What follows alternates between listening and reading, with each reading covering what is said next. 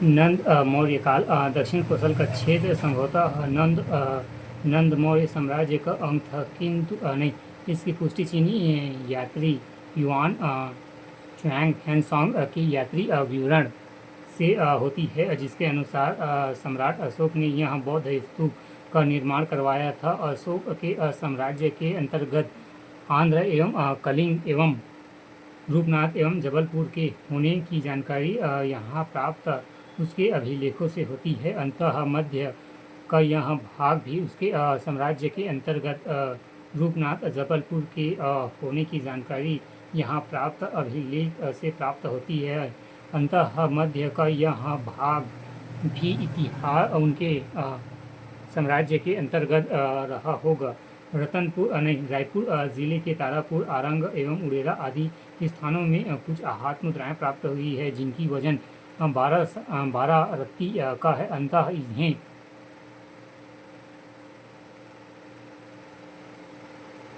तकनीकी दृष्टि से मौर्य काल का माना जाता है। मौर्य काल के सिक्के मुख्यतः कलतरा, ठठारी, बार एवं बिलासपुर से प्राप्त हुए हैं। इसी काल के पुरातात्विक स्थल सरगुजा जिले के रामगढ़ के निकट जोगीमारा एवं सीता बेगरा नामक गुफाएं हैं।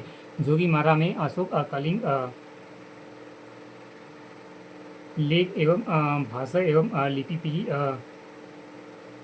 लिपि पाली एवं ब्राह्मी के सुतनुका नामक देवदासी एवं उनके प्रेमी देवदत्त का उल्लेख एवं सीता बेगरा विश्व की प्राचीनतम नाट्यशाला मानी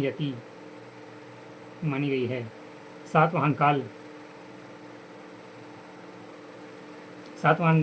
मौर्य साम्राज्य के पतन के पश्चात दक्षिण भारत में सातवाहन राज्य की स्थापना हुई। पूर्वी क्षेत्र में चेदीवंश का उदय हुआ एवं दक्षिण कोसल का अधिकांश सातवाहनों के प्रभाव क्षेत्र में था।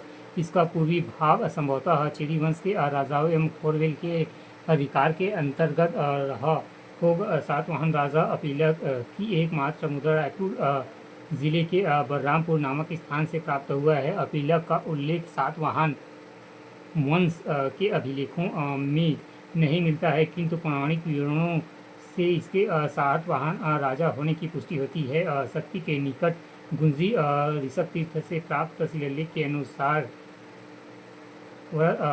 वरदत्त श्री नामक राजा का उल्लेख है, जो संभवतः सातवाहन राजा था। इसकी काल का एक काष्ठ स्तंभ लेख जांजगीर जिले की किगाड़ी चंद्रपुर नामक स्थान से प्राप्त हुआ है। अंजल में अनेक स्थानों से तांबे के आयताकार सिक्के प्राप्त हुए हैं, जिनमें एक ओर तो हाथी तथा दूसरी ओर स्त्री नाग अंकन है, जो सातवाहन कालीन के बूढ़ी खार